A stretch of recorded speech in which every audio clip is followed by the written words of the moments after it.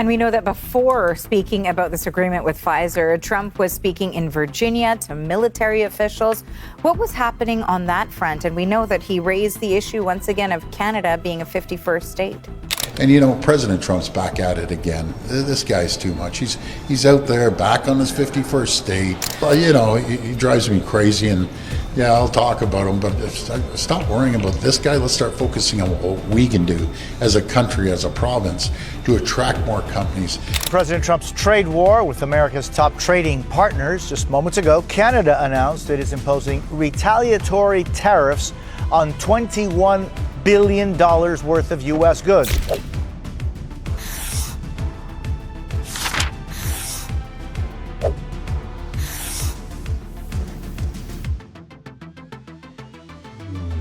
Hey, welcome back to my channel. Today's story begins with a single line that seemed almost like a joke, but ended up shaking the foundation of Canada-U.S. relations. Donald Trump stood before his audience and declared that Canada should have been America's 51st state. It sounded like bluster, the kind of remark meant to grab headlines and then fade. But this time, it didn't. Almost immediately, Ottawa and several provinces pushed back.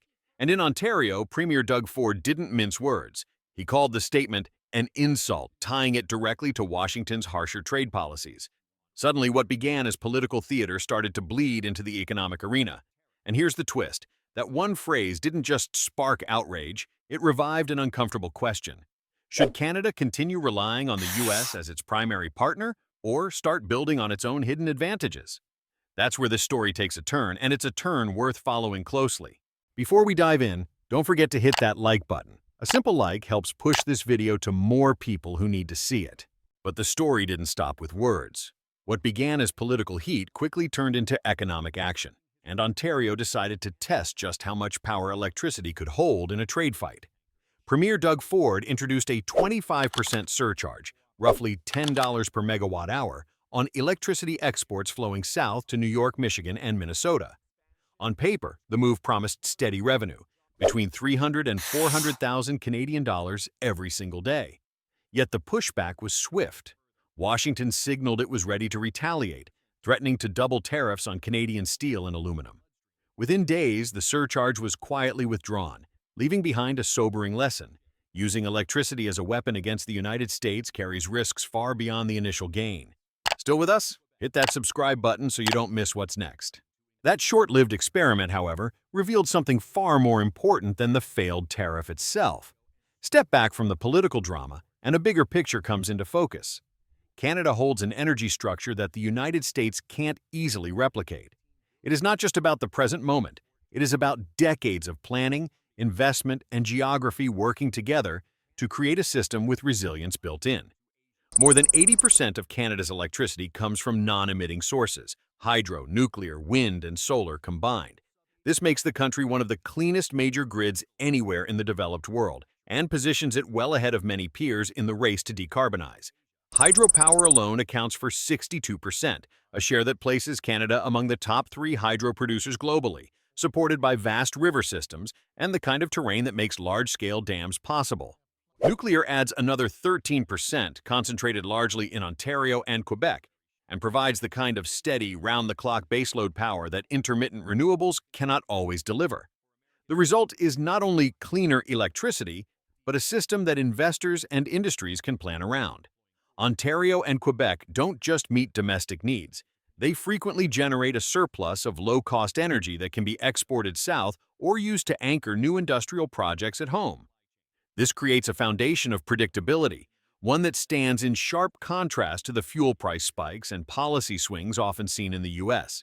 For businesses weighing long-term commitments, whether in manufacturing, technology, or the emerging green economy, that structural stability is as valuable as the low emissions themselves.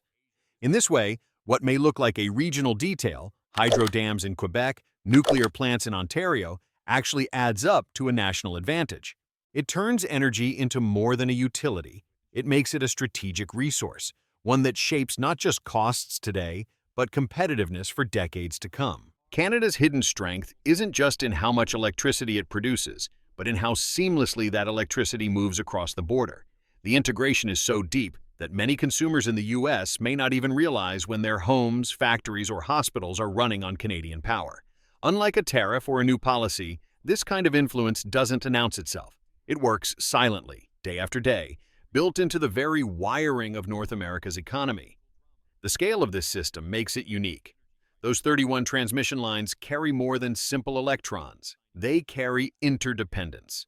Industrial hubs in the Midwest, urban centers along the East Coast, and even parts of the U.S. South have all, at times, relied on Canadian imports to balance their grids.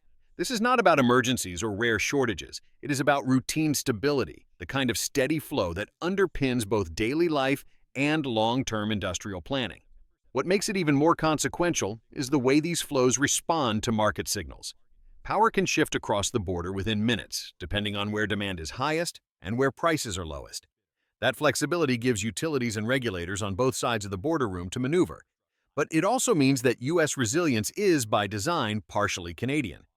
For policymakers in Washington, that reliance can be seen as either a strategic vulnerability or a practical necessity, depending on the lens through which it is viewed.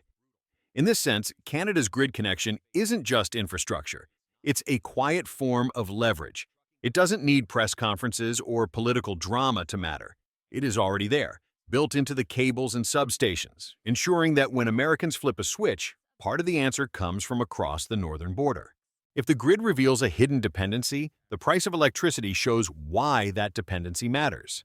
While the U.S. wrestles with fuel price swings and tariff-driven costs, Canada has been able to project something far more attractive: stability. And in an era where industries are recalculating every expense, stability itself becomes a competitive weapon. Electricity in Canada often flows south when it is cheapest, crossing into American markets where prices run higher. For U.S. consumers, that means savings in the short term, but it also underscores how deeply their cost structures lean on Canadian supply. For Canada, the effect is twofold. It earns steady export revenue while strengthening its reputation as a reliable source of affordable energy. Large-scale hydro and nuclear plants give Canadian industries predictable, low-cost power, an asset that helps shield manufacturers from the volatility seen in fossil fuel-driven systems. It's one reason investors increasingly describe Ontario as a safe haven for industrial projects at a time when global markets are unsettled. That confidence has translated into deals. The Ford government has been quick to encourage electric vehicle investments, including Honda's landmark project valued at more than $15 billion. Each announcement reinforces the idea that cheap, stable power isn't just a domestic advantage. It's a magnet for capital that might otherwise go elsewhere. The pattern becomes even clearer when viewed through the lens of the global clean energy race. Canada is no longer just exporting surplus electricity. It is turning its clean grid into a geopolitical card. In contrast, the United States finds itself distracted by tariff disputes and price volatility, making long-term planning more complicated. On paper, Canada sits near the top of the world in hydroelectric capacity, nuclear power generation, and emerging hydrogen projects. This combination positions it as a natural supplier for industries that require both scale and low emissions. Cross-border initiatives underline the point. The $6 billion Champlain-Hudson line will carry 1,250 megawatts from Quebec to New York, while another billion-dollar project is set to deliver 1,200 megawatts into New England. Without Canadian power, U.S. climate goals become significantly harder to achieve. Yet even these massive undertakings are not immune to politics. Trade frictions and tariff threats can erode financial feasibility, forcing developers and regulators to recalculate. Ironically, the very risks that Washington creates may strengthen Canada's bargaining position, allowing it to negotiate from a place of relative security. For investors, the contrast is becoming harder to ignore. Canada's mix of abundant clean energy and relatively consistent policy framework stands out against a U.S. backdrop marked by sudden swings in trade strategy. That perception alone can tilt capital flows, reinforcing the idea that energy stability is not just an environmental asset, but a strategic advantage in the industrial competition of the future. What began as a throwaway remark has exposed something much deeper, a contest of leverage between two very different forms of power. On one side, the United States holds the weight of its vast consumer market and the authority that comes with setting trade terms. On the other, Canada controls a reserve of clean, low-cost electricity and a web of cross-border infrastructure that the U.S. cannot easily replace. This clash is not just about tariffs or power bills. It could shape the architecture of the green industrial supply chain worldwide. And that raises a sharper question. In an age defined by trade wars and energy volatility, who truly holds the keys to the future, Washington or Ottawa? And maybe that's where we leave it for now. What do you think? Is the balance of power shifting toward those who control markets or toward those who control energy? The answer may not be clear yet, but the debate itself could define the next decade. If this video gave you something to think about, like and subscribe to support more content like this. Thank you.